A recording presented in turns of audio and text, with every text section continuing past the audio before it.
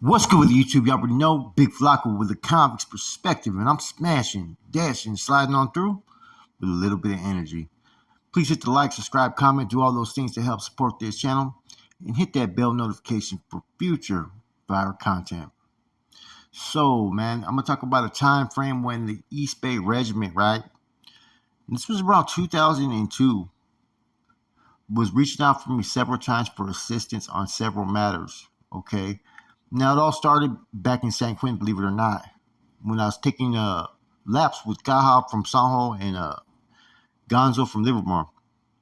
Gonzo had just got recruited over there in AC section at that time by Silencio and them, and like I said, later on a lot of their statuses came into question. You know, a lot of them got revoked. Now Gonzo wanted to tap in with me on the streets because one, I didn't live that far from him. I was really close, right?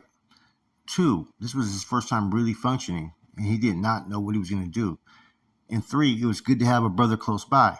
So Gonzo was a really good dude from Livermore, man. So I get out there, and everything transpired. I did not know what was going to happen because there was a lot of shit going on. I'd been gone for five months.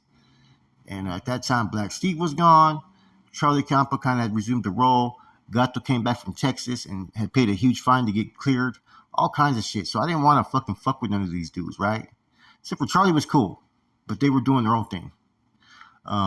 So lo and behold, Boxer contacts me, and Boxer pretty much pulled me that way, requested Skip because they needed somebody to help them push their dope, which was us. But we were used to operating how we were operating beforehand, which was establishing all the resources in San Jose. So we were going to maintain that. And that's another story. There was a lot of bumping heads with the San Jose Regiment based upon the fact of the shit that we were doing. But we had our squad out there. We had a fucking deep-ass fucking squad at that time. And, eventually J-Lo from fucking Silencio's wife picks up Gonzo, and then J-Lo picks up me. And then she takes us out there to Salinas. We meet up in a motel with Boxer and fucking Smoking. We just talk about what's going to happen, what the fucking, basically the guidelines were and whatnot. And at that time, Gonzo really wasn't mobile. He could get mobile, but wasn't really mobile. So I kind of was going to be the one for him to send his monthlies to take back to Salinas every time I reported. So I would try to drive out there maybe once a week at the most, and then bring the monthlies once a week.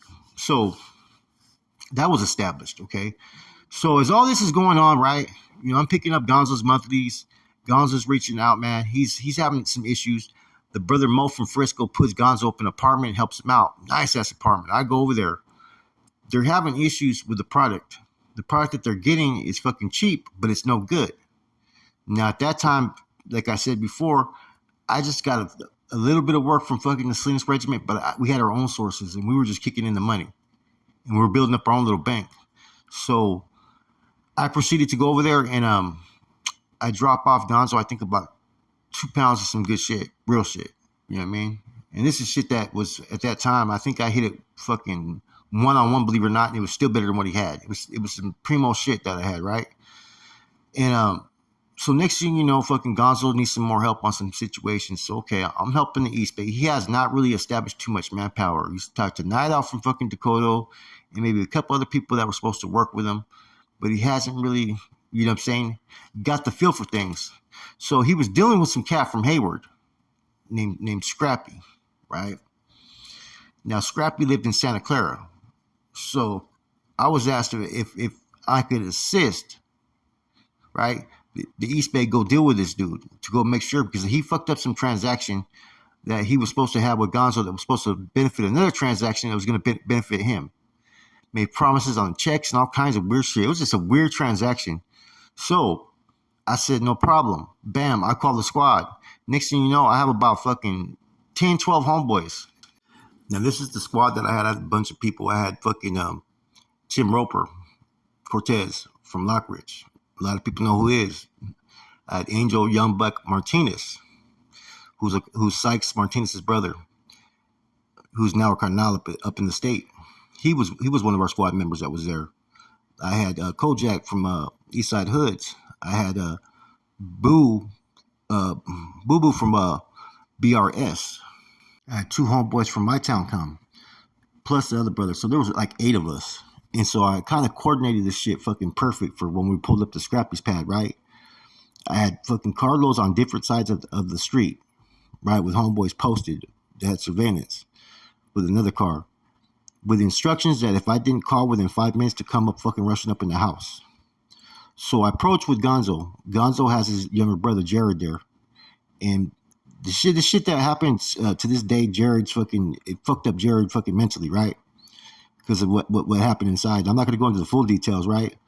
But as soon as I got up in there, the house pretty much got laid down real quick.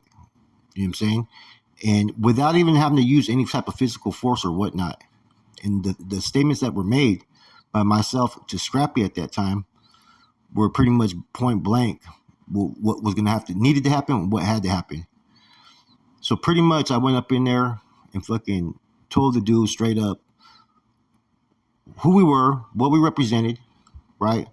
Where he stuck his nose in, what he shouldn't have stuck his nose in, and that he had fucking one day to produce this much, or otherwise we're gonna come back and fucking whack his ass.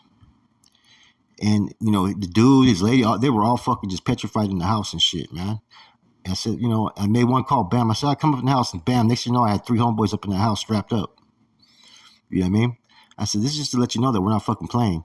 So whatever business dealings that you had, that you meddled in, that fucked up this whole thing that Gonzo had going, you're gonna have to make this right. Gonzo, Torino told him that Gonzo has the authority out here to make decisions and do things out here in the streets. That's not to be questioned. And, it was a whole bunch of other things I said to the dude. I forgot. I pretty much punked the dude, right, in his fucking house, right? And then we left with some stuff that we had took from the house. And then that was it. And, that whole incident, the way it went down, there's a little bit more that went down in there. But to this day, Gonzo's brother, Jared, it's kind of like he was not only scared of me, but just was scared of that whole situation, that life, how serious you could get that quick. Now, like I told you, I just plugged fucking Gonzo with some work. Gonzo ends up getting locked up. So therefore, proceeds have to go to me, the money that's owed to me, into the fucking regiment. So I'm in contact with about 2 people in Santa Rita that just got hemmed up. One, the brother got hemmed up for an incident that happened at the club with when Lynch got into West Side Mob with Munchies. That incident, one of the brothers got caught up on that, and then Gonzo was in there. So they used to call me all the time, and I think at that time, fucking Boxer got hemmed up too, and I was working with Smokey at the time, but I'm not sure. So Gonzo had some people that were starting to work with him out there in the streets. He had Ruben Feeble also, right? And he had Menudo. All these dudes were kind of OGs at the time, but they were like in their 40s around this time. So I get in contact with Ruben Feeble also through fucking Gonzo. He's going to help me get to this dude where the money's being owed by one individual. Now, I fucking show up to fucking Ruben's house. I said, all right, bro, we'll go in your car. Because I had someone with me. I said, we didn't bring a strap. At that time, I didn't bring this up. I later on, when we're driving, we go and pick up Menudo, right? And so now I have Menudo and I have fucking Ruben in the front seat. And I asked both of them, okay, you guys have a strap? Both these dudes, we're like broad daylight in Hayward. They both pull fucking their straps out. And they said, yeah, and they're showing me their straps as they're driving and shit. I'm like, all right, cool. So we went, say if you're coming from Fremont off the 880 and you get off on 8th Street, you make a left to go under the underpass, right? And there's this little toxic crusader, then I call it, right? Trailer park. Now, there was an individual in there that was selling a lot of dope, okay, that Gonzo had plugged in and made some decisions, right? And I guess, I don't know what happened. The dude was fucking talking about that fucking he's being robbed by his own people, because I went up in there and pressed on him and got money that was owed, as well as I took the dude's fucking car, He was a GQ looking vato, right? You know what I'm saying? You could tell, leather jacket, fucking earrings in his ears. And pretty much, I think I took him for fucking, I forgot how much I took him for, right? And he was complaining like he was getting robbed. I said, I pretty much shut him down real quick.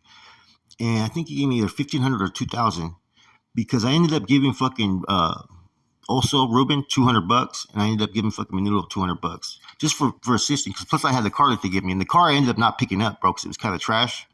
I was going to, but then I ended up getting hemmed up. But this was around 2002. And at that time, as far as, at that time, right, status wise, Gonzo actually technically outranked me, but he wasn't familiar with being out there in the street. So I was pretty much like someone that was out there assisting and guiding him in the things that he needed to set up shop out there, and we were both technically under Salinas. So it wasn't really like we were all doing our part to assist. I was more established, I was more stable, you know, we had a lot of shit going on in San Jose, and I had a partner, that was helping me with things out in San Jose, which were the ones that were brought to work under Boxer. There was 3 of us total, but I was the one that was doing all the communication. The other one had all the resources in San Jose, and then the other one knew all the manpower. So that's kind of how we were operating, and because a lot of stuff that was going on, there was like a lot of hate too, though, man. Like I said, I started to recruit different individuals that wanted a home, and where everything kind of fell apart was when fucking,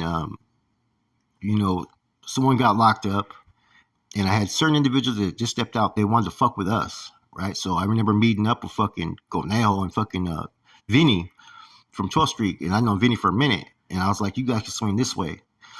We're working with Salinas. This is what we got going on and whatnot, but there was no communication because someone got hammed up, and I was waiting for channels to get a hold of me.